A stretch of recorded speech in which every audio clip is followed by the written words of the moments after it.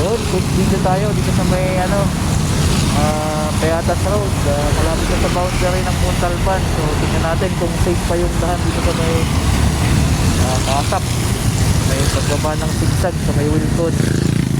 So yun mga lods, tingnan natin kung safe pa siya.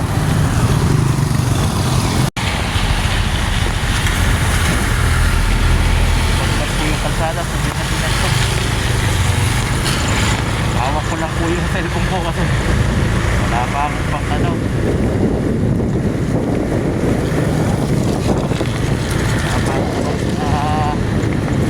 pinitang na.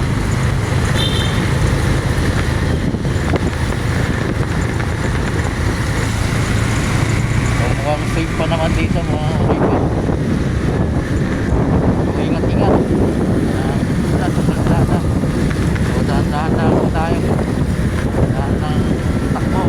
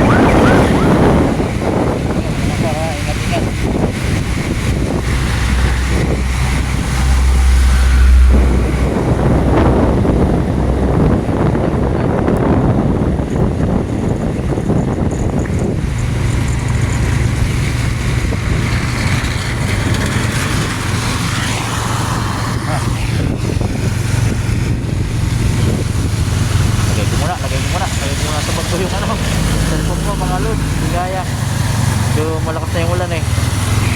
Medyo lumalakas na yung ulan. So ito na, pababa na ako. Video ko na lang mamaya pagka nandun na ako sa pababa. So yan po, nandito na ako. So medyo safe pa naman, kaya pa. Nakikita nyo po yan, dito po portion na ito eh, medyo binabahan ng konti o putik man. So kaya bato, ayan paahon. Yan, medyo okay pa, medyo kaya pang daanan. So yun lang mga para, so lumalakas na yung ulan. So hanggang dito na lang siguro yung video ko. Thank you. So, ingat-ingat.